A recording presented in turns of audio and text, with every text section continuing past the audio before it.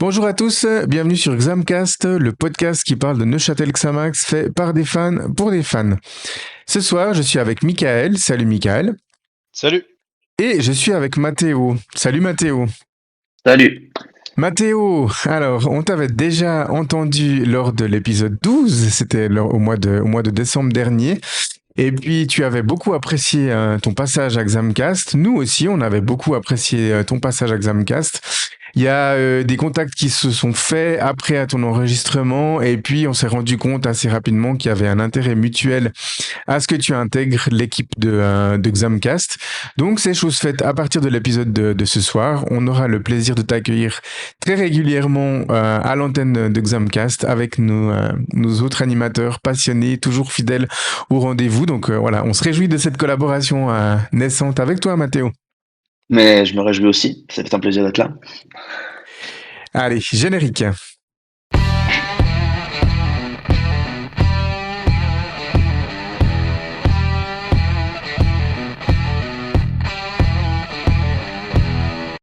Alors, au sommaire de cet épisode numéro 16, l'équipe, on vous a fait un petit épisode parce que voilà, on a beaucoup travaillé sur les derniers épisodes, ça nous a pris beaucoup de temps, on a aussi été occupé passablement dans nos vies privées, enfin surtout Michael cette semaine, et du coup voilà, on vous a concocté un petit programme, donc voilà, on va parler évidemment, on va débriefer les deux matchs amicaux qui ont eu lieu cette semaine contre Bienne et Brighton Rhine.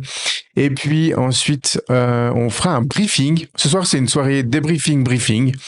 D'habitude, ça se fait dans l'autre sens, mais là, on va le faire dans ce sens-là. Un briefing du deuxième tour de Dietchi Challenge League, avec voilà quelques questions auxquelles les animateurs vont essayer de répondre, ou en tout cas faire des prédictions.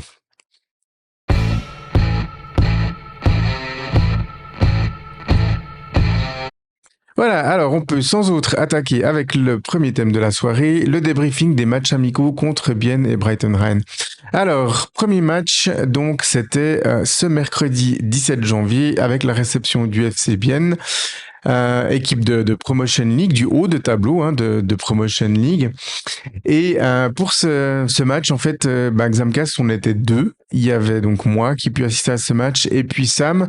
Sam, dans un rôle de photographe, il était vraiment comme un gamin. C'est dommage qu'il n'a pas pu venir ce soir, mais il était vraiment comme un gamin au bord du terrain à apprendre des clichés, des magnifiques clichés que vous avez eu l'occasion de voir déjà sur nos réseaux, le réseau de Xamcast, mais aussi sur ses réseaux à lui, à Sam.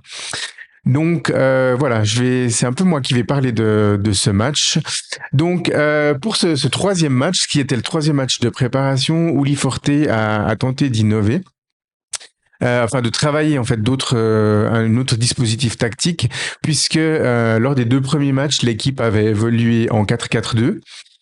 Avec aussi, il faut le rappeler, la présence de Alfie Chikale à l'essai. Donc, pour cette deuxième série de matchs amicaux, Chikale n'était pas présent. Hein, il était reparti en Angleterre comme l'avait annoncé Uli Forte.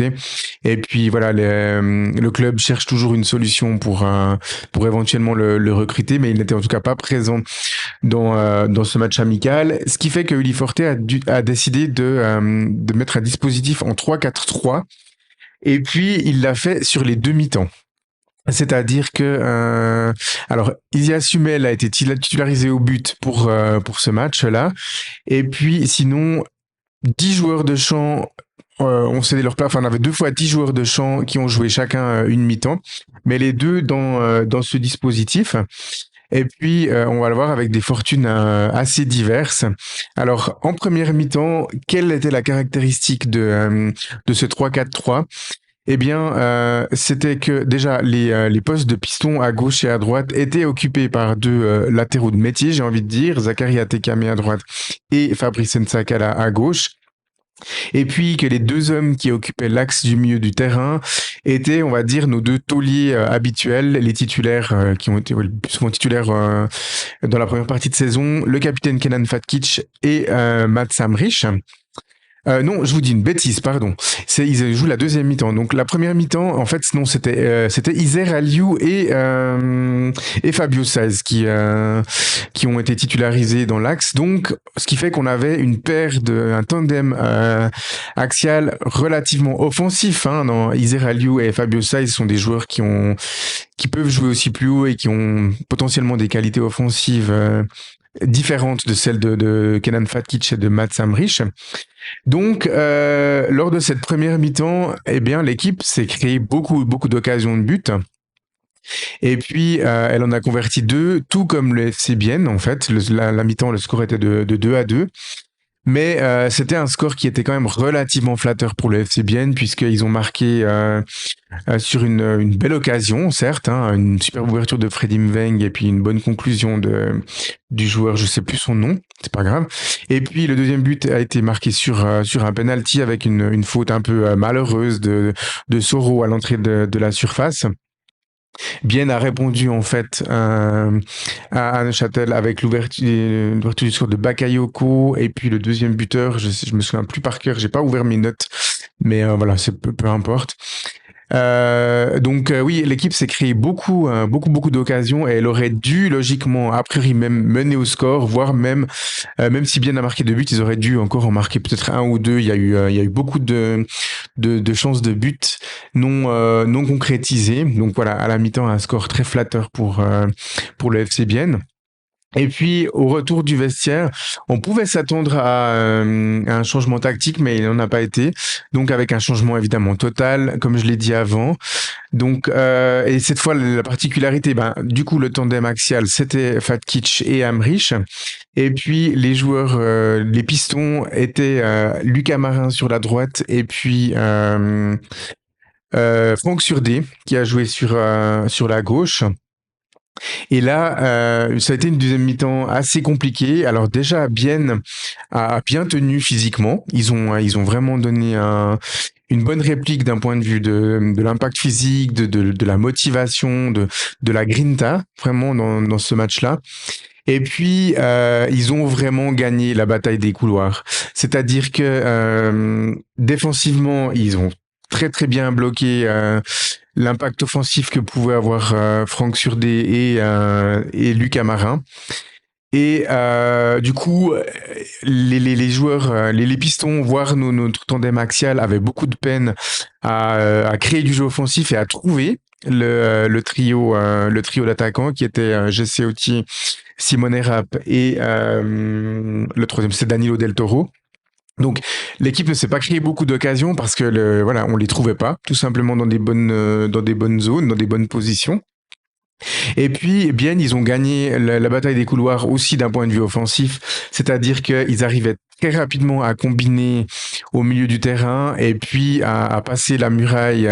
Enfin, Lucas Marin et Talovic sur le côté droite et puis sur le côté gauche, c'était Winkler, si je me trompe pas. Oui, Balarouban c'était Surdé et Winkler. Donc, ça passait très facilement des deux côtés. Ils se sont retrouvés plusieurs fois dans des zones extrêmement dangereuses. Ils ont inscrit 2 buts et ils auraient même pu en inscrire plus, honnêtement. Donc, voilà, score final 4-2 pour Bienne. Ouais, un score tout à fait logique sur ce match. Et puis voilà, pas forcément énormément d'inquiétude à avoir. Ça reste des matchs de préparation, ça reste des matchs où le coach fait des tests dans les choix des hommes, mais aussi dans les choix tactiques. Donc voilà. Personnellement, j'étais pas plus inquiet que ça à l'issue de ce match. Et puis nous sommes allés à la rencontre d'Uli Forte. On lui a un peu posé ces questions-là. Et puis c'est un peu le sentiment qu'il avait. Voilà. Interview de Forte. Bonsoir Oli Forte. Ce soir, donc c'était un peu les tests avec la formation en 3-4-3, tant en première qu'en deuxième mi-temps. Oui. Parlez-nous un petit peu de ces tests. Oui, c'était un peu un match à 2 façons. Premier mi-temps, bien mis en place. Bien la pression qu'on a fait, beaucoup de jeux, même si on a pris 2 buts, je pense qu'on a produit beaucoup. Deuxième mi-temps, un peu moins. Deuxième mi-temps, c'était un peu plus faible. On n'a pas eu les occasions de but qu'on a créées dans le premier mi-temps. C'est pour ça que c'était un peu un match à deux faces. Une équipe de Bienne bien préparée physiquement, beaucoup plus préparée que l'a été Nanterre ce samedi, qui a donné une bonne opposition. Quels enseignements vous tirez de ce match? Une très bonne équipe, on savait, parce qu'ils ne sont pas au top du classement de la première Ligue promo par hasard. C'est une très bonne équipe avec des éléments, des anciens éléments de Super League et Challenge League. On savait que ce n'était pas une promenade et ils l'ont bien fait. Ils l'ont bien fait, ils l'ont bien tenu. Premier mi-temps où on a fait une grande pression, on a vraiment mis l'adversaire sous pression et après, deuxième mi-temps, ils ont clairement gagné le mi-temps pour soi-même et ils ont marqué les deux buts qui a décidé le match après. Mais nous, on n'avait pas la pression sur l'adversaire comme on l'a eu dans le premier mi-temps. Et si tu n'as pas la pression comme on l'a eu le premier mi-temps, l'adversaire, il se libère. Et s'il se libère, là, ça devient difficile. Et c'était ça le problème. Je pense que deuxième mi-temps, on aurait dû faire beaucoup plus de pression, on aurait dû avoir beaucoup plus de niaque. Hein. Bien l'avait, hein, on l'a vu, parce qu'ils étaient chauds de gagner ce match-là. Et nous, on n'était pas la même température comme Bien. Et c'est pour ça qu'on a perdu deuxième mi-temps. On a fait des bons matchs jusqu'à maintenant et on ne s'est pas éclaté exagérément. Et maintenant, on a perdu ce deuxième mi-temps et on ne fait même pas là une grande question. C'est un match de préparation comme toujours. Ouais, bah vous l'avez entendu, messieurs, un Uli Forte assez réaliste sur ce match, mais pas non plus trop alarmiste. On est aussi allé à la rencontre de Lucas Marin après ce match contre Bienne. Voilà, on écoute les propos de Lucas. Alors, on est avec Lucas Marin. Alors Lucas, tu as disputé la deuxième mi-temps. Un match pas facile, des conditions assez compliquées, terrain humide, un adversaire bien préparé qui a répondu au duel physique. Comment tu as vécu cette mi-temps? Bah écoutez, voilà, c'est une mi-temps qui est assez compliquée parce que on n'est pas assez rentré dedans. Ils avaient plus d'envie que nous. Ils sont venus avec des armes bien plus armées que nous. Mais voilà, c'est les matchs de préparation. On est là pour se préparer pour le championnat. Mais voilà, donc frustré, mais c'est un match de préparation. Donc on va faire mieux déjà au prochain match pour se préparer contre Baden face à Breiteren. C'est vrai qu'on a essayé beaucoup de dispositifs. Le coach a beaucoup d'idées et c'est très constructif pour le groupe.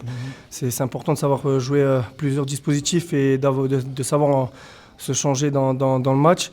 Mais me concernant, non, je me sens bien. Voilà, je suis conscient de mes qualités et je sais très bien que le groupe en a aussi également. Donc je me suis senti bien avec le groupe et maintenant on va essayer de faire beaucoup mieux comme j'ai dit dans la question précédente face à Breiteren et il n'y a pas d'inquiétude par rapport à nous. Lucas, un petit mot pour les auditeurs de notre podcast? Bah, écoutez, je suis ça, hein, je ne vais pas vous le cacher, je suis Xamax Cast le lundi soir quand vous sortez les podcasts. Non, je suis attentif et je vous donne toute ma force pour ce projet qui vient de débuter et grosse force à vous. Merci Lucas, bonne chance pour la suite de la saison. À plus. Bonne soirée. Voilà, alors Lucas, on sait que tu nous écoutes, donc si jamais notre podcast s'appelle Xamcast et pas Xamacast, on est assez pointilleux sur notre nom. Voilà, messieurs, vous étiez pas présents lors de ce match, mais vous avez suivi le résultat, vous avez peut-être aussi lu les articles dans la presse. Vous étiez pas trop inquiet après ce match? Non, alors moi j'ai pas du tout suivi pendant la semaine. J'ai même vu le résultat que le vendredi en rentrant chez moi, le vendredi soir. Donc bon, en voyant le résultat, tu te dis bon ah ouais quand même ça a pris 4 buts, ça a perdu. Bon c'est con, mais sans forcément s'inquiéter pour autant parce que bon ça reste un match amical. Mais alors en entendant un petit peu le contenu et la physionomie du match, c'est d'autant moins inquiétant quoi. Si bon c'était une première mi-temps relativement satisfaisante où t'as pas forcément ce que tu mérites et une deuxième mi-temps où là tu passes à côté. Bon, bah, t'es passé à côté une mi-temps sur les 4 matchs de préparation. Donc, je pense que c'est pas spécialement inquiétant. C'est pas non plus, enfin, évidemment, les résultats, ces bons résultats dont on parlera donc, on passera sur Brighton Ryan. Les bons résultats de cette préparation sont de toute façon aussi à mettre en perspective avec les adversaires. Donc c'est pas pour dire que c'est forcément que c'est exceptionnel non plus, mais c'est pas très inquiétant d'avoir perdu ce match en ayant fait une mauvaise mi-temps sur les 4 matchs de préparation. Et puis en plus, bon, l'équipe, c'est aussi d'autant plus une logique de préparation justement et de récupération pour nos latéraux par exemple, plus qu'une logique très compétitive. Mais même là, d'un point de vue résultat, même si c'est pas hyper important, les joueurs ont quand même de toute façon répondu présent, si ce n'est lors de cette mi-temps ratée. Donc ouais, donc pas grand chose d'inquiétant là-dessus. Mathéo, tu as suivi aussi un peu de loin, du coup, le résultat de ce match? Oui, alors effectivement, tous les matchs amicaux, en fait, j'ai suivi les résultats un peu match après match, puisque j'ai pas eu l'occasion d'aller en voir un seul. Moi, j'ai toujours un petit peu sur ces matchs amicaux un sentiment mitigé, c'est-à-dire que il y a une partie de moi qui est pas trop inquiet parce qu'au final, si on fait le bilan mi-temps par mi-temps, comme vous le dites, il y a une seule mi-temps de raté. Maintenant, voilà, on sait de toute façon que la vérité, elle commence dès la semaine prochaine et que l'important dans ces matchs amicaux, c'est que Porter les utilise comme de vrais laboratoires pour avoir l'équipe prête dès le match contre Baden, surtout on fait face assez rapidement à des adversaires directs dès le début du deuxième tour. Donc, euh, dans le fond, c'est vrai qu'il n'y a pas grand-chose d'inquiétant si on prend juste le ratio. Il y a eu une bonne réaction contre Brighton Hove. Maintenant, la vérité ne commence que dans 5 jours maintenant, puisque c'est la reprise du championnat. Bien sûr, c'est pour ça qu'on parle beaucoup de contenu plus qu'autre chose et de contenu et de ce qui se passe même autour avec les retours progressifs et réfléchis de nos latéraux typiquement. Ouais, c'est pour ça qu'on préfère parler de ça dans la prépa que de purs résultats parce que bien sûr c'est pas forcément ce qui est important. Donc ouais, pas inquiétant, mais de toute façon ouais pour des amicaux c'est pas forcément ça aurait pas été grave d'avoir été très mauvais même tout le match ou quoi. Voilà, c'est toujours mieux de faire des bons matchs, mais bien sûr c'est pas le plus important et je pense que c'est pour ça qu'on essaye de se focaliser quand même un petit peu plus sur ce qu'on voit, le contenu, etc., plus que du pur résultat, parce que c'est évidemment pas les c'est évidemment pas les 2-6-1 contre Nater, c'est Brighton Ryan qui vont déterminer le fait qu'on gagne ou pas contre Baden. Et comme tu dis, comme tu l'as dit, le sérieux commence tout de suite avec un match contre Baden. Et si tu commences en reprenant la Challenge League par le bon bout, alors on pourra tout de suite être satisfait. Ouais, les choses sérieuses qui commencent réellement vendredi. Et c'est ce qui est d'ailleurs assez embêtant avec les matchs amicaux, c'est qu'on se dit on gagne, on est content 2 secondes, mais on a peut-être quelqu'un qui nous dit rapidement c'est des matchs amicaux, tu perds, ça t'embête quand même de perdre, mais ça ne reste qu'un match amical. C'est un peu ce qui est embêtant finalement du point de vue du supporter avec ces matchs-là, Ouais, c'est que le résultat passe au deuxième voire au troisième point. c'est difficile de se positionner sur quand tu regardes juste les résultats, c'est sûr. Donc bon, voilà, c'est pour ça que ouais, on parle un peu de manière, un peu de contenu, sans pour autant trop se prendre la tête sur ces résultats, parce que bien sûr, le plus important, ça sera tout de suite, hein, très bientôt contre Baden. Mais voilà quoi, c'est pour souligner cette mi-temps qui était moins bonne. Effectivement, on va pas beaucoup plus développer là-dessus parce que ça reste des amicaux. Exactement, puisque voilà, 3 jours après la réception du FCBN, c'est le FC Brighton Rennes qui s'est présenté à la Maladière. Alors un match qui a démarré avec 15 minutes de retard pour des raisons assez simples. Alors mercredi, on avait eu un mélange entre du foot et du water polo, et samedi, ça a été un mélange de foot et de patinage artistique. Michael, tu étais avec moi à la Maladière ce jour-là. C'était une pelouse très compliquée, hein, quand même. Il y a quand même je crois qu'à un moment donné, dans l'interview, c'est peut-être Saez qui parle de moitié de terrain. Donc, si vous n'hésitez pas pour faire le contexte, c'est vraiment il y a une moitié de terrain presque pile qui était dans l'ombre, et cette moitié-là, elle était absolument gelée. Et de l'autre côté soleil, c'était aussi probablement un peu le cas, même si un petit peu mieux d'après les dires de. Encore une fois, je crois Ouais. que c'est Saez, c'est pas Forte, je pense qu'il dit ça. Mais voilà, c'est pour faire un peu le contexte de ce que vous allez entendre. Mais ouais, Le terrain était quand même pas mal gelé. Je pense que déjà, on parlera de contenu, mais la grosse satisfaction, c'est d'avoir pu faire un match où tout le monde reprend un peu tout le monde continue de reprendre un peu ses repères et tout, sans pour autant avoir de blessés, parce qu'on s'inquiétait un peu. Hein. Il y a des joueurs qui ont glissé à répétition.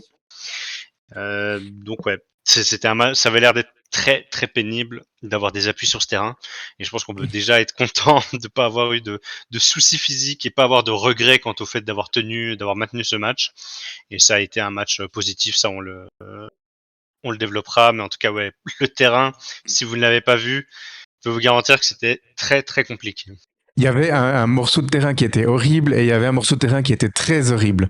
C'était la nuance entre ça, quoi. Il y avait même pas un bout de terrain qui était bon parce que même au soleil, alors peut-être qu'ils avaient un peu plus chaud et puis le terrain était un peu moins, il y avait un peu moins de givre dessus, mais le terrain était quand même glacé avec le synthétique qui est assez dur en dessous.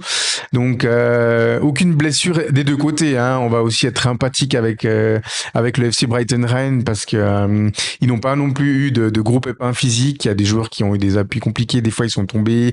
Il y a des joueurs qui sont restés au sol peut-être un peu plus longtemps, mais pas de blessure. On a vu les joueurs à la fin dans les vestiaires et tout le monde était OK. Donc, c'était, euh, c'était vraiment la première bonne nouvelle. Et puis, Ouais, ils en ont eu un qui galérait aussi, qui est beaucoup tombé de Weitenrein.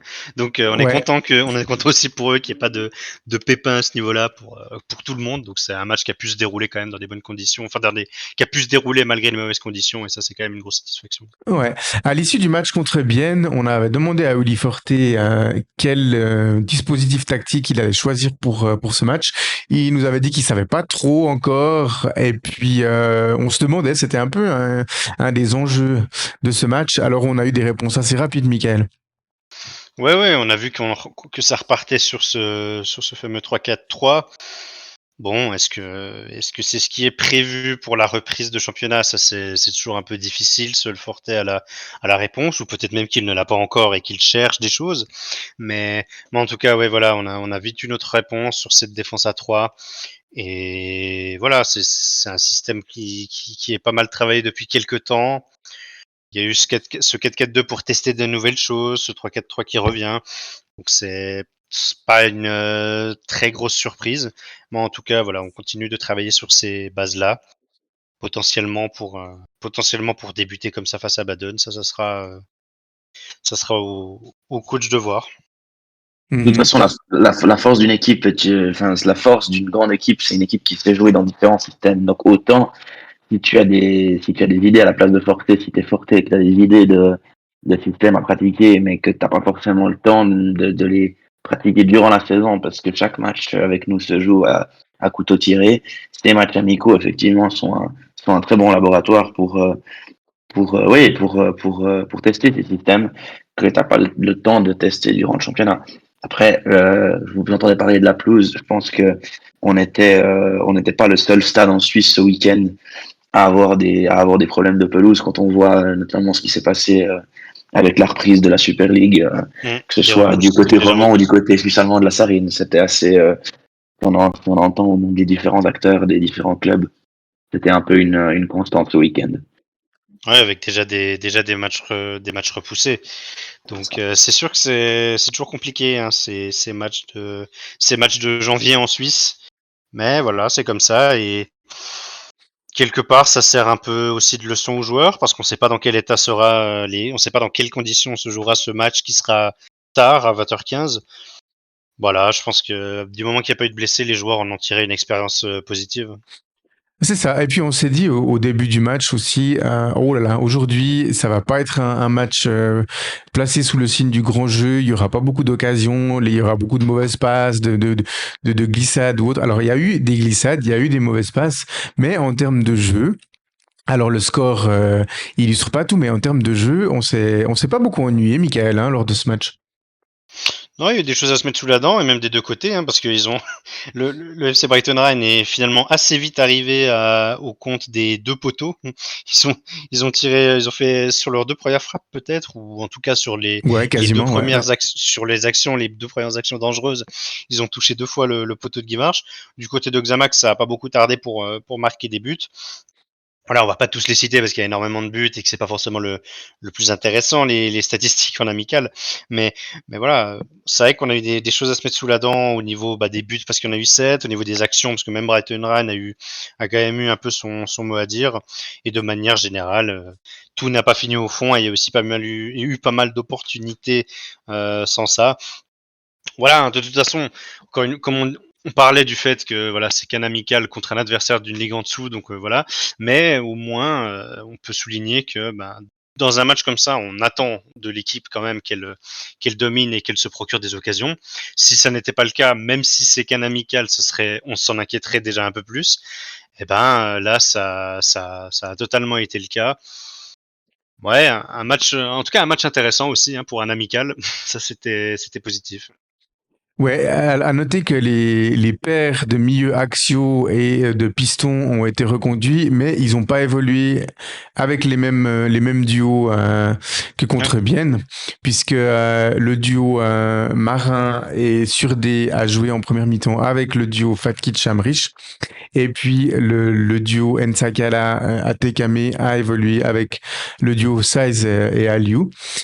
Et puis, finalement, contrairement au match de Bienne, en termes d'intensité et en termes de créativité offensive, eh bien, les deux équipes ont été à l'aise.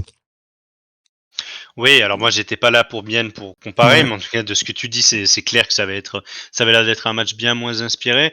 Non, là les deux équipes étaient bonnes. Du côté de Xamax, bon ça s'est fait plaisir et ça a bien joué. Ça s'est traduit par le résultat, mais bon qui est encore une fois assez logique contre une équipe en amical contre une équipe d'un niveau en dessous. Mais mais voilà, c'est bien que les joueurs puissent clairement laisser parler leur créativité sur un match comme ça. Ce serait vraiment un peu pénible que ce soit déjà pas le cas lorsqu'il y a zéro stress contre une équipe qui est dans une ligue en dessous au milieu de tableau. Donc ouais non, on peut quand même en tirer du positif. L'équipe s'est fait plaisir et puis maintenant eh ben c'est sûr que ça va être un autre niveau déjà contre Baden, mais c'est bien. Il fallait que l'équipe, si vous voulez, à un moment donné, on peut pas avoir tout ce qu'on veut dans les amicaux parce qu'on part pas en camp et qu'il y a beaucoup de Super League qui sont inaccessibles dans ces cas-là. Et les Challenge League, on n'aime pas trop jouer de la Challenge League alors qu'on les joue déjà en championnat, etc. Donc à partir de là, des Premières League, des Promotion League, c'est un peu ce qui reste.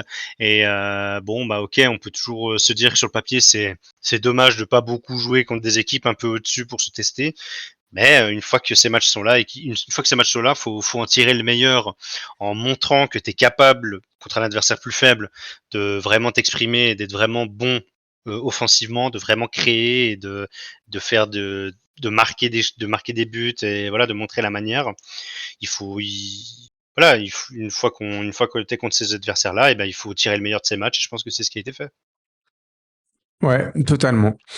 Alors, on va écouter Ce que un... tu dis juste, Pardon, pardon. excuse-moi Mathéo, vas-y, exprime-toi. Je disais ce que tu disais, Michael, juste avant, c'est vrai que tu disais par rapport au niveau des adversaires. Si on avait voulu, par exemple, aligner plusieurs équipes de Super League, il aurait peut-être fallu, dans ce cas-là, changer peut-être la programmation des matchs amicaux, parce qu'avec la Super League qui commençait une semaine Ouais, avant, ouais. la Challenge League, forcément, ce week-end, tu joues un match amical, tu joues contre, comme tu dis, contre ce qui reste, quoi. Compte tenu du fait que la première division a repris ses droits dès hier soir. Ouais, c'est ça, il faut s'adapter. Donc, donc voilà, c'est sûr que quand tu vois que tu joues une Challenge League et ensuite trois équipes de niveau inférieur, c'est sûr que c'est pas les matchs où tu t'attends à être dans des dispositions où tu vas souffrir et que le niveau va être drastiquement supérieur d'un seul coup dès que tu repasses en championnat. Mais voilà, encore une fois, c'est pas grave d'avoir des matchs amicaux contre de moins bons adversaires. Le tout, c'est quand même d'en tirer des choses positives et d'en tirer le maximum. Et voilà, quoi. C'est ce qui a été fait.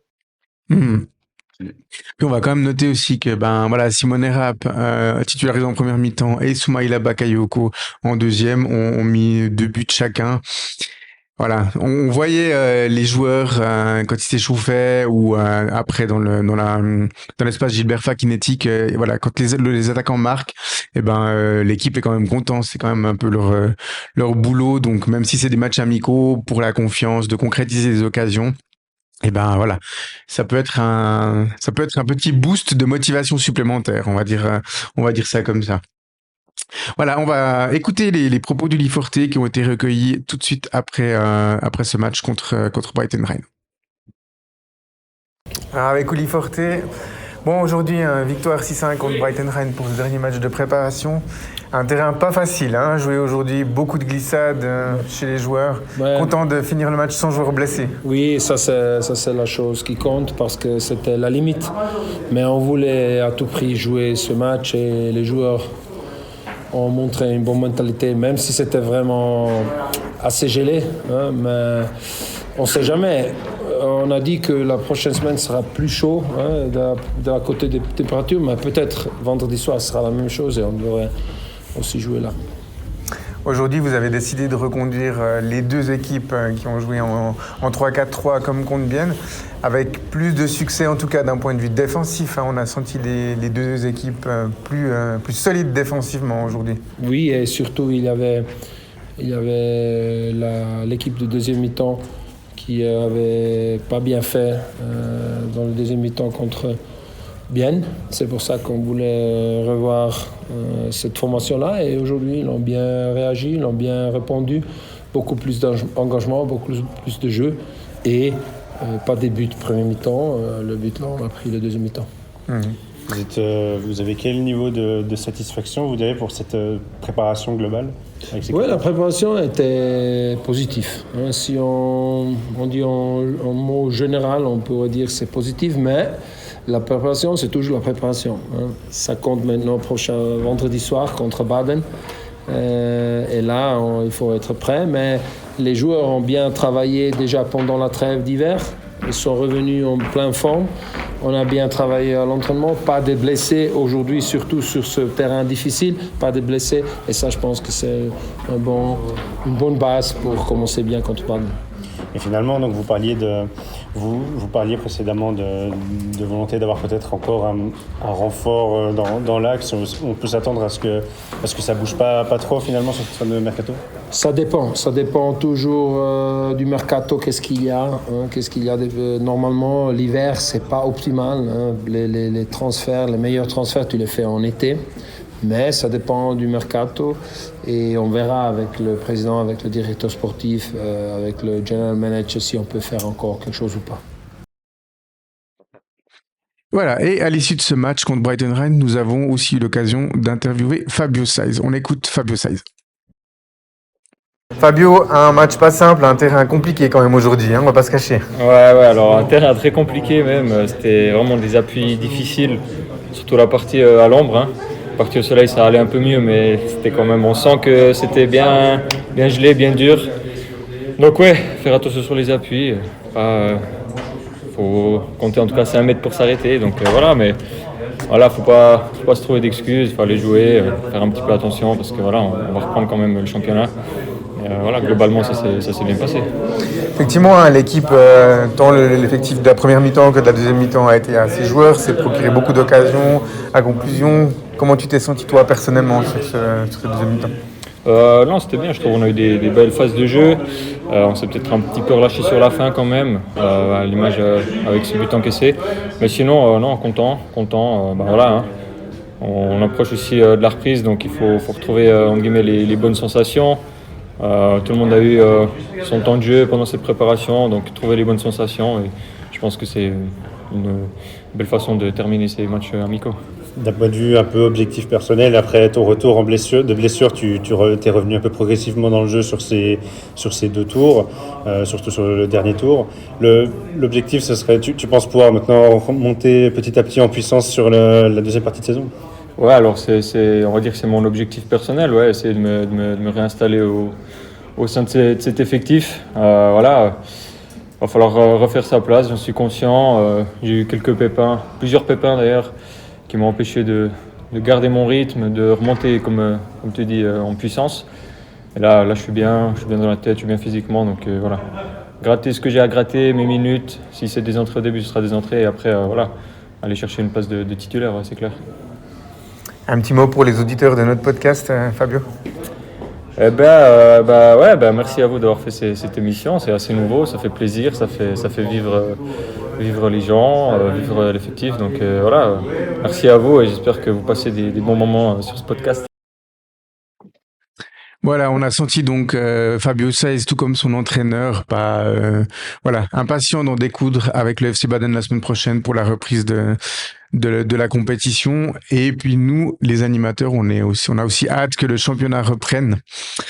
On était sur quoi? Sur 1 mois et demi de pause environ, hein. Ça a fini quoi, mi-décembre? Ouais, on n'est pas loin du mois et demi. Oui, ça a pris ça. Le dernier match, c'était le 15 décembre. Donc ouais, plutôt 1 mois, 1 semaine. Mais enfin voilà, on est dans ces eaux-là. Et je pense que tout le monde est très content de revoir un peu de la compétition, même si habillez-vous bien lorsque vous irez au stade parce qu'il va faire froid. Mais voilà, ça va être quand même sympa de revoir de la Challenge League et de la compétition, tout simplement, hein, quand même. On est quand même satisfait et les joueurs, eux, doivent être impatients. Ouais, alors, J'allais dire d'ailleurs que les pauses étaient de plus en plus longues. Et ce qui est marrant, c'est que quand on était plus jeune, enfin, en tout cas quand moi j'étais ado, on avait droit à des pauses hivernales encore plus longues que ça, puisqu'on reprenait pas à la mi-janvier, mais à la fin janvier, mais on reprenait carrément à la fin de la première semaine de février, selon les championnats. Donc c'est vrai que totalement. la trêve hivernale, elle est souvent longue et l'impatience, elle grandit au fil des semaines. Donc c'est bien que ça reprenne, c'est sûr.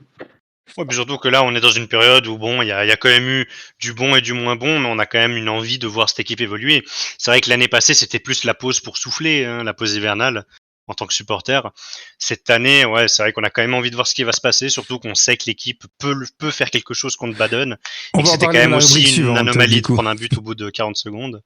Donc voilà. Voilà, on va aborder ça dans la rubrique suivante. Tout de suite. Jingle.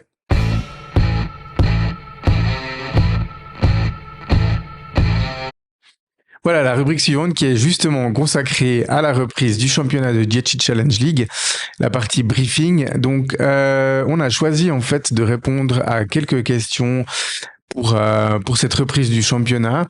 On va les prendre les unes après les autres. Alors, les 2 premières questions, on va les prendre ensemble, messieurs. Selon vous, qui sera promu directement en Super League à l'issue de cette saison et qui sera barragiste? Je les mets ensemble parce que c'est difficile d'imaginer que le duo de tête qui s'est déjà bien détaché du reste de la meute, on va dire, n'occupera pas les places de promus et de barragistes à l'issue de cette saison. Je sais pas votre avis, messieurs.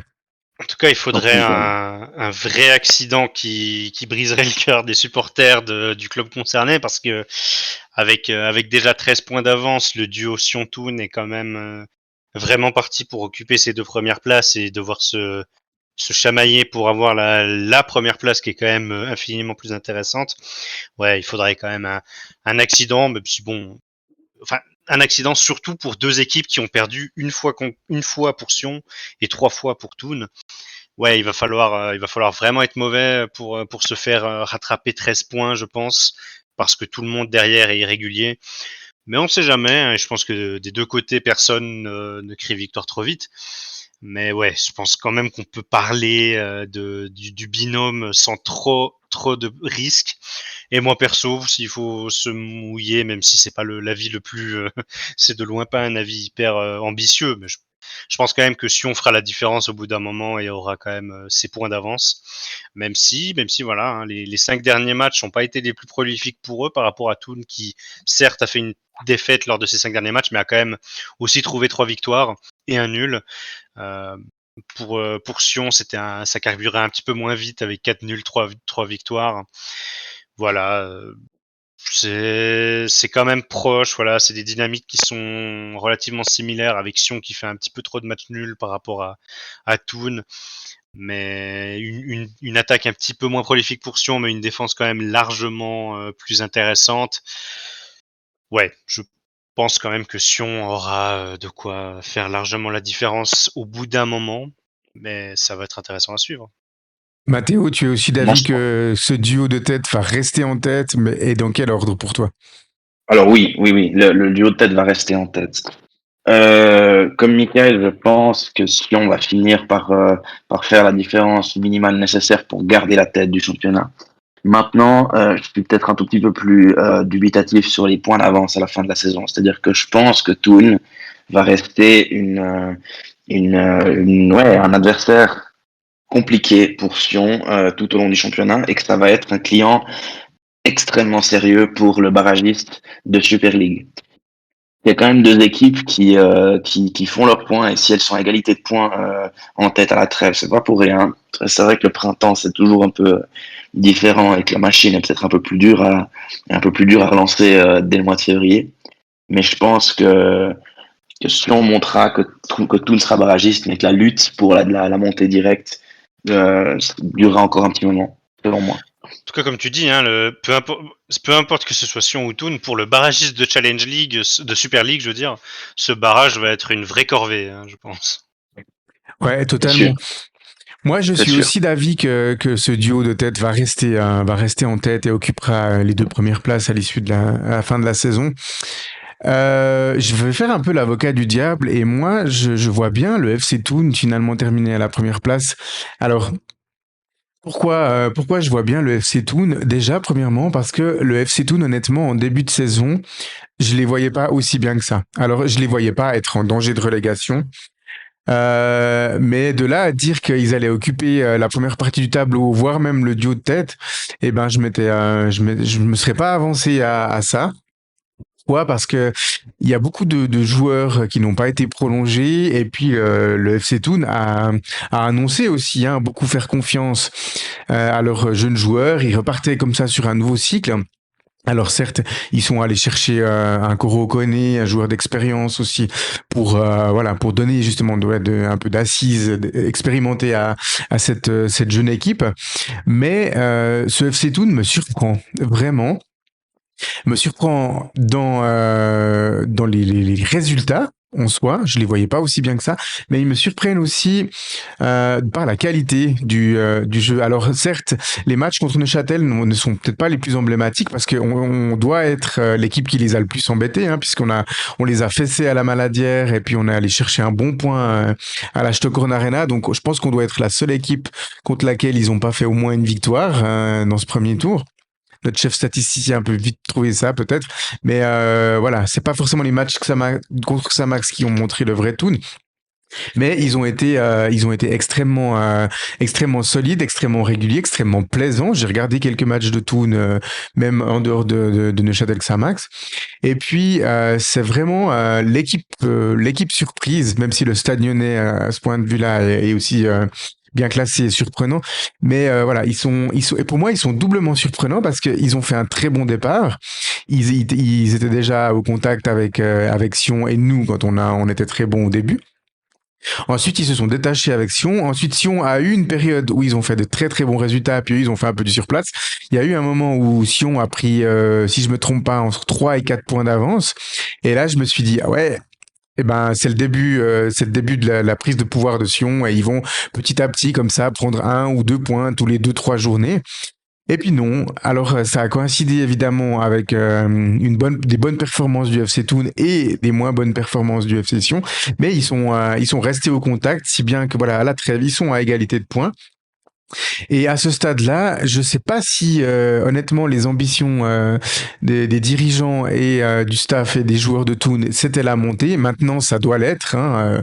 Et puis ils ont rien à perdre, je pense, dans cette position. Ils sont plutôt dans la position du chasseur que du chassé par rapport au FC Sion.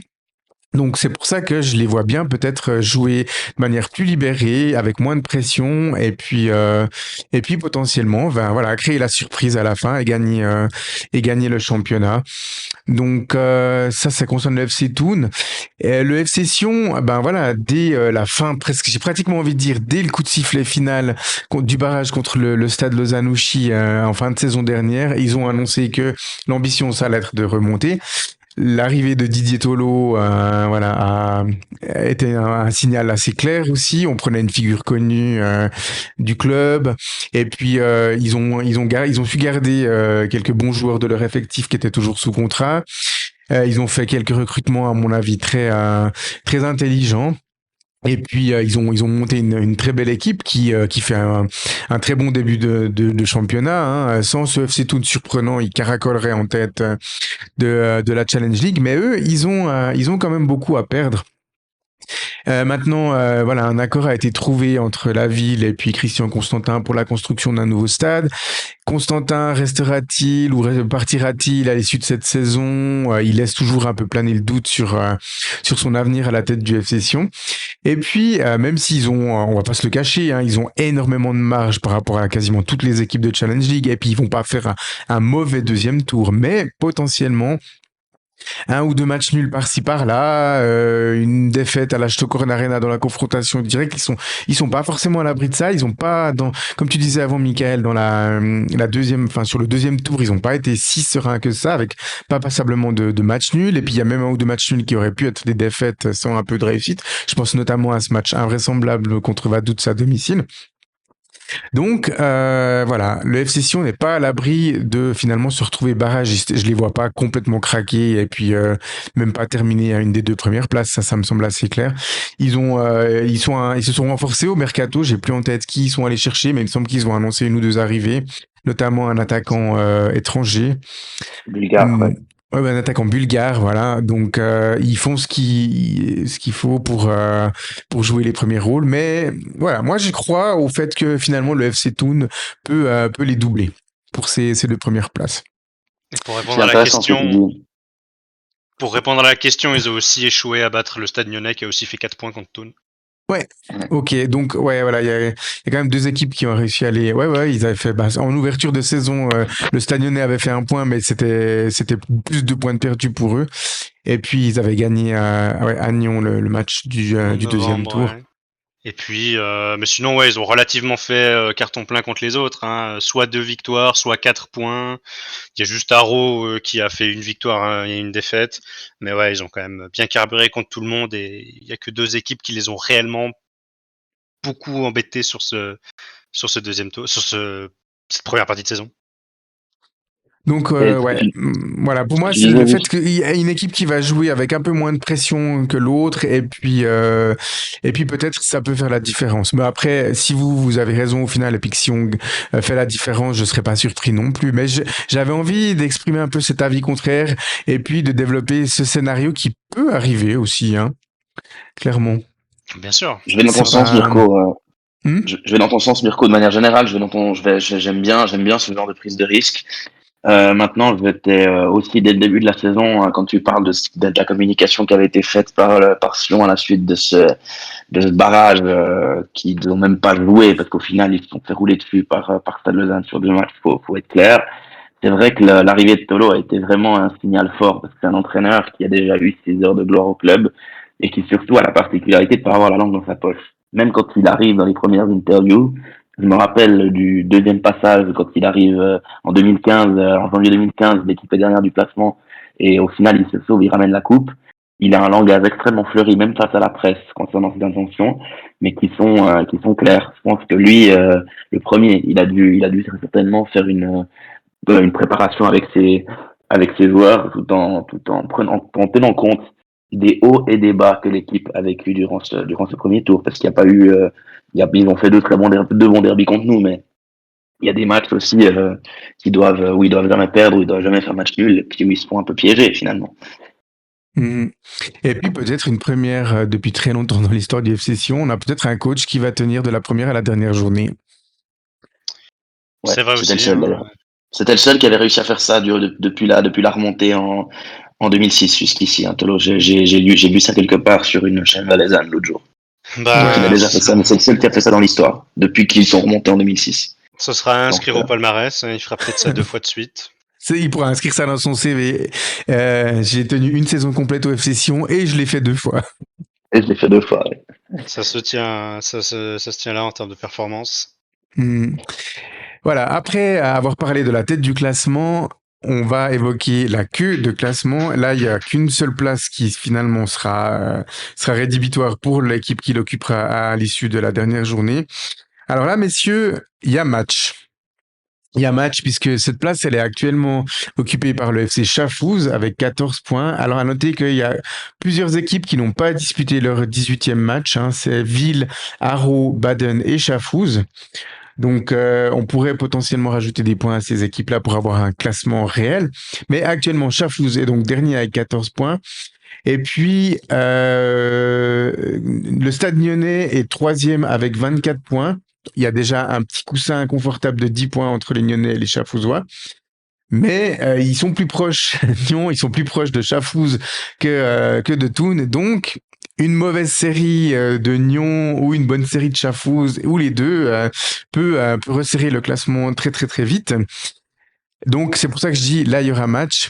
Mathéo, pour toi, quelle équipe est la plus menacée de terminer à la dernière place, à la 10e et dernière place de ce classement à l'issue de la saison?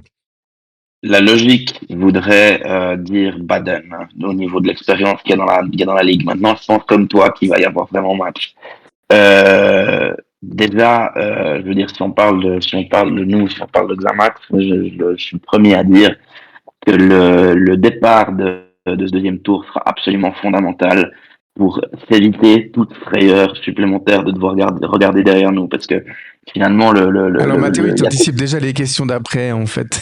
Du c'est coup, vrai, mais pour rester dans la chose. Donc oui, Baden-Schaffhouse, il y aura en tout cas une bataille à deux qui va durer un moment, je pense. Après, sur la longueur, Schaffhouse devrait très certainement devrait pouvoir passer devant Baden. Et je vois pas non plus Vaduz ou Haro se mettre particulièrement dans la sauce pour cette dernière place.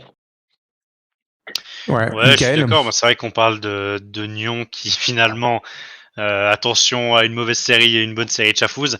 Mais c'est vrai que pour moi, le premier prétendant, ça reste Baden. Ils vont lutter, hein, ils vont lutter parce qu'ils font un deuxième tour, un premier tour, je veux dire, qui est même pas encore terminé et qui est pas ridicule du tout. Donc ils vont lutter. Et c'est tant mieux, hein, c'est tant mieux. C'est une histoire, c'est une belle histoire qui soit montée et c'est tant mieux s'ils se font pas complètement larguer. On va aussi, je vais pas du coup prendre d'avance sur la question, mais on va aussi faire attention à nous. Mais ouais, je pense quand même que Baden a moins les armes. C'est une équipe terriblement poreuse devant, qui marque pas beaucoup de buts. Pour le moment, ils ont réussi dans tout ça à quand même marquer les buts au bon moment pour faire des points. Le Mhm. fait qu'ils prennent beaucoup de buts, c'est surtout parce qu'ils prennent des gros scores. Mais ouais, je pense qu'ils ont quand même beaucoup plus la tête du client pour descendre. Je m'attends à un Schaffhouse qui fait un peu mieux. Alors, je suis pas sûr qu'ils aient vraiment fait un mercato, mais en tout cas, ils se structurent mieux en interne. C'est déjà un peu moins flou de ce que j'ai pu comprendre. Alors ça va pas changer les résultats enfin ça va pas changer le terrain forcément s'il y a pas de gros de mercato, mais en même temps l'entourage du club avait l'air d'être un problème aussi puisque il y avait des histoires de devoir faire des déplacements avec sa voiture personnelle parce ils avaient un car qui était hors service pendant un moment et pas l'argent pour le remettre en état. Enfin voilà, il y a il y a quand même aussi des choses qui faisaient qu'à chaque fois tout n'était pas parfait. Euh, Pas que à cause des joueurs, même si bon, je pense qu'ils ont aussi des joueurs qui sont pas forcément tous au niveau. Je les regarde pas assez pour vraiment faire une analyse pointue de l'équipe, mais et voilà, il y avait un environnement qui avait l'air quand même vachement néfaste. Ça a l'air d'un peu changer. Est-ce que ça change dans le bien ou dans le mauvais? Je peux absolument pas dire. Mais voilà, il y a des choses qui se passent et Baden, je pense qu'il n'y a pas beaucoup de levier. Hein. Il va falloir y aller au courage, mais c'est pas une équipe qui va spécialement pouvoir faire un mercato. Enfin, voilà. Ils ont pas tant de levier que ça. Il va falloir faire avec ce qu'ils ont. C'est très louable, mais ouais, ça va être à ce jeu-là, ça va être compliqué. Schaffhouse euh, pourrait mieux s'en sortir. Maintenant, Schaffhouse est de loin pas tiré d'affaire et leur dynamique du moment est pas non plus excellente. Donc, je dis pas qu'ils sont plus sur la montée qu'un Baden. Ils sont un peu au même stade de leur dynamique de groupe et dans la compétition. Mais ouais, je m'attends quand même à ce que Schaffhouse revienne. Ça va lutter parce que Schaffhouse, ça reste une équipe quand même pas extraordinaire, même si peut-être que ça ira mieux dans l'entourage du club, etc. Baden va probablement devoir lutter avec ses armes, mais je pense que ça va pas suffire. Ouais. Je pense qu'effectivement, l'expression lutter avec les armes, ça symbolise bien ce qui risque de se passer pour le bas de tableau. Toutes les équipes n'ont pas les mêmes armes pour lutter. Le FC Chafouz sort d'un premier tour horrible. Hein. Franchement, ils ont été très mauvais sur le premier tour, pas très très bons, même s'ils ont commencé à faire un peu de points sur le deuxième tour. Il y a ces soucis à l'interne. Là, ils semblent avoir un peu structuré le club. Et puis, je suis allé rechercher un petit peu les arrivées, puisque le FC Chafouz a été d'assez loin le club le plus actif dans le mercato hivernal de cet hiver. Ils sont aussi conscients qu'il y a des choses à corriger. Mais on note quand même les arrivées de Sekou Sanogo, Valon Zumberi, Kevin Yodice et puis Raoul Bobadia. Alors Et le retour, ouais, effectivement. ce sont tous des noms qui sont bien connus du foot suisse. C'est des joueurs qui arrivent en manque de temps de jeu dans leur club. Voire sans club, mais ce sont des joueurs qui, si la mayonnaise prend, eh ben, vont s'avérer suffisants pour commencer à faire des résultats de temps en temps en Challenge League. Alors, ils vont pas tout exploser sur ce deuxième tour, mais je pense qu'ils vont être plus réguliers et plus performants que le FC Baden, qui va leur permettre sans trop de soucis de combler ces 2 points de retard, voire même de les dépasser et de finir devant eux avec une certaine marge. Le FC Vaduz, qui est aussi directement et numériquement menacé avec ses 18 points. Vaduz a été très irrégulier sur ce premier tour, mais voilà, je les attendais plutôt dans le haut du tableau. Ils ont quand même une équipe qui peut faire des résultats assez régulièrement, et ils se sont renforcés avec l'arrivée de Roy Gelmi et de Alan Ndiaye après qu'il ait rompu son contrat du côté de Haro. Donc voilà, ce sont deux transferts assez intéressants qui pourraient donner un petit peu de stabilité aussi à cette équipe de Vaduz pour leur permettre de faire des points. Et puis, si on évoque rapidement Haro, Bellinzone et Ville, bah eux aussi, ils ont été un peu comme nous finalement sur ce premier tour. Ils ont eu des bonnes périodes, ils ont eu des très mauvaises périodes, et ils vont aussi faire c'est des équipes qui ont des qualités pour leur permettre de faire des résultats, alors avec des trajectoires peut-être un peu inversées. Alors Haro, ça a été l'ascenseur. Ville a fait un très bon début de championnat et Très une mauvais. mauvaise fin de premier tour. Bellinzone, c'était l'inverse. Ils étaient horribles en début de championnat, mais là, ils ont commencé à performer, donc je les vois pas non plus. Et donc déjà, ils ont un petit coussin d'avance quand même sur leurs poursuivants, hein, puisqu'ils sont ces 3 équipes, non pas Haro, mais Bellinzone et Ville sont au même stade que nous, donc ils ont aussi ce petit coussin d'avance. Mais je pense ils vont faire des résultats de temps en temps. Sur un match, ils peuvent aussi de temps en temps embêter tout Nation. Ils l'ont déjà fait sur le premier tour. Donc voilà, ces équipes devraient a priori pas forcément être menacées. Et puis avant d'évoquer Xamax, on va évoquer aussi le Stade Lyonnais. Le Stade Lyonnais, ben l'équipe s'est constituée avec passablement de renforts en prêt, hein, notamment entre le Lausanne Sport et le Servette FC. On pouvait craindre en fait que la mayonnaise ne prenne pas du côté du Stade Lyonnais, mais voilà, ça a bien pris. Et puis le Stade Lyonnais, finalement, c'est une équipe assez embêtante hein, à jouer. Défensivement, il laisse très peu d'espace. Et puis on l'a vu surtout lors du match à la Maladière, Ouais. ils hésitent pas à casser le jeu, à casser le rythme, voire à casser les jambes s'il faut. Donc voilà, c'est une équipe qui est pas facile à jouer. Et puis ils se sont encore un peu renforcés avec un ou deux prêts de clubs de Super League. Donc, a priori, ils pourraient aussi poursuivre sur leur dynamique surprenante du premier tour et puis obtenir un maintien assez confortable en Challenge League Ouais, pour eux. ouais, bah, ils ont leur identité, ça marche bien. Voilà, ils ont pris un prêt de Lausanne, mais de manière générale, ça tourne bien et je pense qu'il n'y a pas trop de soucis à se faire. Les autres, non, c'est vrai que je les vois pas comme très réalistes, les autres équipes. Et effectivement, pour Chafouz, j'avais pas spécialement fait attention à s'ils avaient fait un mercato ou non, mais voilà, ils avaient une équipe très jeune et maintenant ils ont recruté des plutôt très vieux qui viennent peut-être apporter de l'expérience, même si ça reste toujours un peu le cliché du foot, la fameuse expérience. Si les mecs sont Mhm. cramés, ils sont cramés. Hein. Donc voilà, mais peut-être que ça peut être des bons ajouts. Potentiellement, Bobadia avait fait un bon passage hein, la dernière fois, je crois. Donc voilà, ça peut être. En tout cas, sur le papier, ils se sont renforcés sur toutes les lignes. Donc ouais, c'est un peu ce à quoi on pouvait s'attendre. Ils peuvent faire un mercato et Baden pas. Baden qui a rien recruté. Chafous pouvait le faire en ramenant des éléments, voilà, potentiellement d'expérience s'ils sont encore en forme. Ouais, il y a quand même plus de choses pour y croire pour Baden. Ouais, Et totalement. voilà, Et Baden a quand pour y même, croire au niveau de Chafous, pardon. ouais. Baden a beaucoup vécu sur les performances de Jampa, hein, qui a été très surprenant. Quand même, c'est un joueur qu'on connaissait pas, qu'on n'attendait pas. Et puis, il a marqué beaucoup de buts, dont plusieurs buts très importants. Voilà, il suffit qu'il soit un peu moins bien sur le deuxième tour. Et puis voilà, c'est toutes les performances de l'équipe qui peuvent changer. Alors même si voilà, ils ont quand même 1 ou 2 jours d'expérience au sein de l'effectif, mais voilà, a priori, à moins d'une grosse surprise, ils devraient terminer la saison à la dernière place. Ouais, en tout cas, c'est vrai qu'ils ont encore une fois des armes beaucoup moins bien moins diversifiées. Les meilleurs passeurs, ils sont tous à 1. Ils ont pas un grand passeur. Jampa, il a surperformé. Alors, est-ce qu'il va le faire toute une saison? Peut-être. C'est tout à fait possible. Mais au-delà de lui, c'est Lasky, un défenseur central qui a 2 buts. Donc oui, ils ont personne et le seul joueur qui est capable de leur apporter le peu de buts qu'ils ont déjà, c'est Jampa. Donc forcément, bien Mhm. sûr, peut-être qu'il va pouvoir surperformer sur une deuxième partie de saison, voire encore plus surperformer. Tout est imaginable.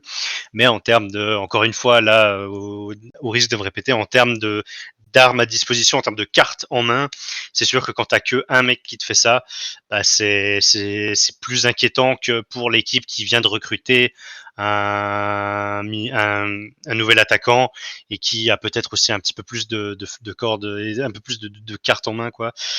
Voilà, c'est vrai que c'est intéressant ce que tu dis, je l'avais pas souligné, mais oui, Jampa, c'est presque le seul joueur capable de marquer des buts dans cette équipe. C'est aussi un problème, même si bien sûr sur une saison, peut-être que ça peut fonctionner s'il continue ses surperformances. Alors on espère que ça continuera pas au moins sur le premier match. Et puis Oui, c'est vrai. Après 40 voilà, Et secondes. tranquille. c'est ça. Ah, Voilà, maintenant on arrive. Ben, on n'oublie pas qu'on s'appelle Xamcast, donc on est un podcast sur Xamax. On a assez parlé de nos adversaires. Qu'est-ce qu'on peut attendre de Neuchâtel Xamax pour ce deuxième tour? Alors, il y a des attentes un peu réalistes, il y a un peu la wish list. Moi, personnellement, j'ai noté 4 choses. Alors, peut-être, messieurs, je vous laisse un peu vous exprimer, puis après, je rajouterai s'il y a des choses qui étaient en plus de ce que vous êtes exprimé. Qu'est-ce que vous attendez de Neuchâtel Xamax sur ce deuxième tour? Ouais, je pense, comme ce qui a été dit, que ça commence bien. Parce que contre Baden, c'est vrai que c'est un adversaire qu'il faut battre si tu veux absolument avoir le droit de dire les gars, le maintien, on n'en parle pas, ça sert à rien d'en parler, c'est ridicule d'en parler, on n'a aucune chance d'être relégué, etc. Ça passe par battre des équipes comme Baden à domicile. Donc oui, j'attends déjà un bon début pour avoir le droit de vraiment complètement rayer cette option jouer le maintien. Et puis voilà, ensuite, bon, c'est difficile. C'est difficile. Quelles sont les ambitions? Je pense qu'on aimerait bien vivre quand même un meilleur deuxième tour, notamment sur les matchs à domicile. Ça a été un peu mon créneau, un truc que j'ai pas mal apporté dans l'émission, ce sujet-là. Ouais, j'attends quand même déjà avant tout parce que les ambitions sportives autres qu'être podium, donc troisième, qui est une place juste honorifique, les ambitions sont mortes parce que on a quand même beaucoup de retard sur le duo et on l'a déjà suffisamment dit que ce duo avait peu de chances d'être bousculé. Euh, donc ouais, moi c'est avant tout, j'attends quand même bien plus de qualité en jouant à domicile parce que ben voilà, c'est peut-être si on fait un deuxième tour intéressant, même si on est loin de monter et tout, le public le comprendra et viendra si c'est sympa ce qui se passe à la Maladière. Sinon, forcément, faut pas s'attendre dans une saison où tu ne joues rien et où tu fais des matchs un peu affreux à domicile. Faut pas s'attendre à ce que la moyenne de spectateurs monte. Faut même plutôt s'attendre à ce qu'elle descende. Donc ouais, c'est quand même surtout ça que j'attends. Euh, Déjà pour gagner à domicile et puis parce que ce serait synonyme de faire des points et donc de très vite complètement balayé d'un revers de main la possibilité de faire une mauvaise série et d'être gentiment rattrapé par le bas. Mathéo, tes attentes? Oui, alors au-delà du premier match contre Baden, c'est vrai que les attentes elles seront assez vite claires et ce qu'on peut en attendre de ce deuxième tour, ça va se résumer sur les 4 premiers rendez-vous qu'on a sur ce deuxième tour. Puisqu'il y a la réception de Baden, on va à Vaduz, on reçoit Bellinzone et on va à Nyon. Direct après, il y a la confrontation contre Thun. Donc moi, effectivement, ce que j'attends dans un premier temps, c'est de pouvoir rayer le discours maintien et le discours de la lutte pour le maintien le plus vite possible. Ça va fortement dépendre, je pense, de ces 4 premières échéances. Et puis après, ce qu'on peut souhaiter, c'est que si le maintien pouvait être dans un premier temps confirmé le plus vite possible, qu'on puisse continuer notre progression, puisque Forte a lancé pas mal de jeunes cette saison de nouveau et de pouvoir préparer le terrain pour la saison prochaine en sachant que il y a déjà Zakaria Tegame qui va nous quitter. Ça, c'est une bonne chose d'ailleurs qu'il soit resté pour le deuxième tour et très vraisemblablement aussi sur D. Donc voilà, préparer ensuite le terrain pour la saison prochaine en essayant de finir. Voilà, je pense que si on arrive à finir milieu de classement entre la 4e et la 6e place, on pourra somme toute dire qu'on aura fait une bonne saison. Ouais. Alors, effectivement, alors il y a des choses que moi j'ai notées de mon côté que vous avez déjà dit et je vais pas forcément les répéter. Je vais quand même mentionner, tu l'as brièvement dit, Mathéo, moi, une de mes attentes, c'est de réussir à conserver Surdé. Alors, on peut conserver Franck Surdé, à mon avis, de 2 manières différentes. Soit parce qu'on dit, écoute, Franck, pour toi, on pense que c'est mieux que tu restes encore à Neuchâtel.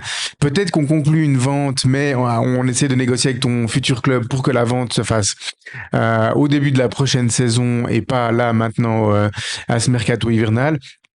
Ou alors de partir sur un deal à la Zakaria Tekame, c'est-à-dire que le joueur est vendu, il appartient désormais à l'autre club, mais il reste en prêt chez nous. Pourquoi, à mon avis, ça serait une bonne idée de pouvoir encore compter sur Franck Surdé ces 6 prochains mois. Alors la première raison, elle est simple, elle est comptable. Franck Surdé, c'est notre meilleur joueur de la première partie de saison, d'un point de vue statistique, mais aussi d'un point de vue dans l'impact dans le jeu. Et si Franck Surdé part actuellement, qui va faire ses buts, qui va faire ses assists, qui va prendre le lead des fois aussi dans le jeu offensif. Eh ben malheureusement j'ai pas de réponse toute faite et il n'y a pas de signaux qui indiquent qu'il y a un joueur qui va éclore si Franck sur départ. Ça, c'est la première raison. Et puis, la deuxième raison, c'est en conservant Franck Surdé encore dans l'effectif, qu'il soit encore à nous ou qu'il soit en prêt vers son futur club, eh ben, ça permet au staff, et notamment à Christophe Moulin, de préparer aussi la prochaine saison, de regarder quel joueur dans les M21 peut monter, de regarder un peu quel profil on peut avoir à l'étranger, et puis de préparer l'après Surdé, poste pour poste, mais aussi dans le fait d'avoir des joueurs d'impact, parce que Franck Surdé, dans cette première partie de saison, c'est un joueur d'impact, c'est indéniable. Donc voilà, pour moi, les 2 raisons pour lesquelles on doit absolument essayer de garder Franck Surdé encore sur cette deuxième partie de saison. Une autre chose que j'ai un peu une attente, alors c'est un peu aléatoire, hein, mais c'est qu'on évite les gros pépins physiques parce que je pense notamment sur les postes de latéraux. La saison dernière, alors il y a eu Zakaria Tekame, enfin il y a eu Luis Pedro Cavanda qui était sur le poste de latéral droite. Mais Cavanda, il n'a pas été opérationnel. Ensuite, Atekame, il est arrivé, puis après, il s'est blessé. Donc on a dû beaucoup improviser sur la droite de notre défense. Cette saison, on a eu Fabrice Nsakala et Zakaria Tekame, mais quand Fabrice Nsakala s'est blessé, on a vu que on a tout de suite dû amener des ajustements avec plus de latéraux gauche de métier à disposition de l'entraîneur. Et moi, j'en ai un peu marre en fait que l'entraîneur il ait pas à disposition, on va pas dire la totalité de l'effectif, mais en tout cas pour chaque poste, il y ait au moins un joueur qui soit à disposition, qu'il y a toujours des bricolages qui doivent être faits de gauche, de droite. Et puis, il y a des postes qui sont aussi beaucoup plus facilement bricolables que d'autres. Et je pense que le poste de latéral, on s'improvise pas latéral comme ça. Donc voilà, j'aimerais aussi que les joueurs soient à disposition. À mon avis, ça augmente les chances qu'on fasse des bons résultats si on peut mettre les joueurs à leur poste naturel. Ça, c'est un petit peu les deux choses supplémentaires que j'avais par rapport à ce que vous avez dit. Sinon, effectivement, par rapport à tout de suite effacer le discours de sortir de la zone de relégation, j'ai même envie de dire, j'aimerais qu'on puisse faire des résultats qui nous permettent au final, s'installer entre la troisième et la cinquième place. Et puis de manière sereine, comme je suis aussi d'accord avec toi, Michael, on en a déjà beaucoup discuté ensemble, avec une prédominance de résultats à la Maladière. On doit refaire de la Maladière un déplacement chiant pour nos adversaires. Parce que ça fait plusieurs saisons que nos adversaires, c'est pas le cas, exactement. Donc j'ai pas envie, je veux pas dire on doit refaire de la Maladière une forteresse comme ça avait été le cas il y a plusieurs années. Mais par contre, on doit en refaire un déplacement que nos adversaires ont pas spécialement envie, quoi, et qui doivent faire un bon match pour repartir avec quelque chose. Donc voilà un petit peu mes attentes. Je sais pas si vous avez envie de réagir à mes propos, messieurs.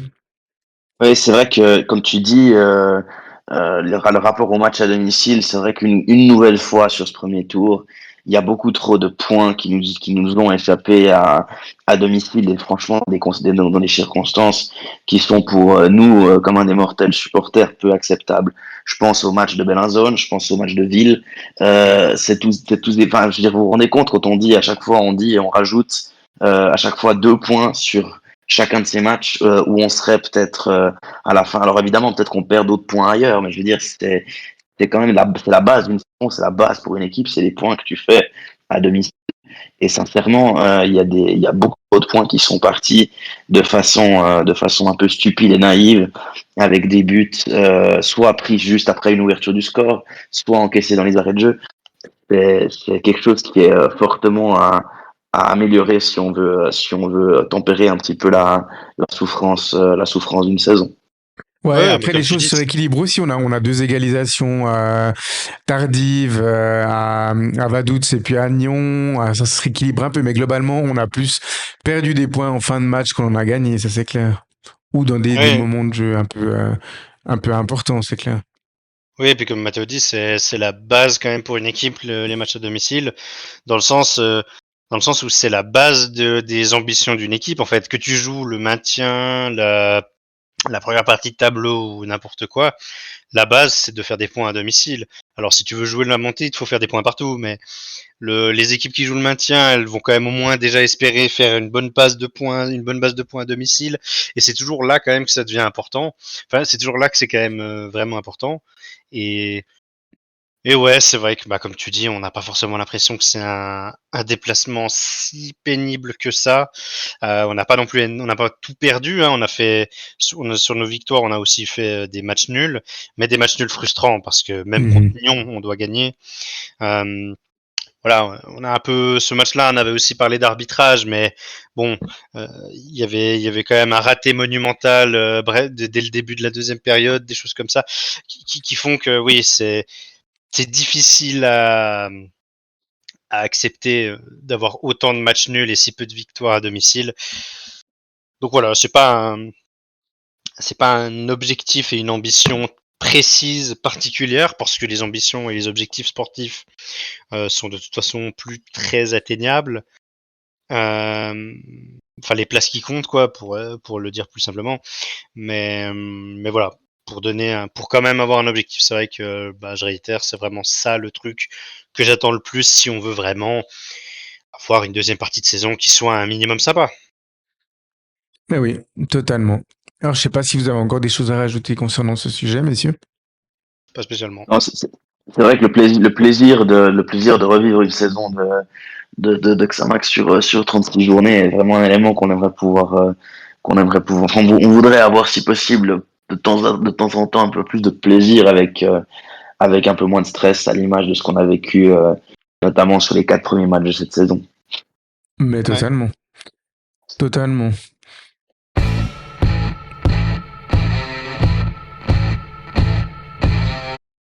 Voilà, messieurs, donc on arrive à la fin de cette émission. Alors avant d'amener la conclusion et les remerciements habituels, j'aimerais quand même remercier la communauté, notamment Greg et Jérôme.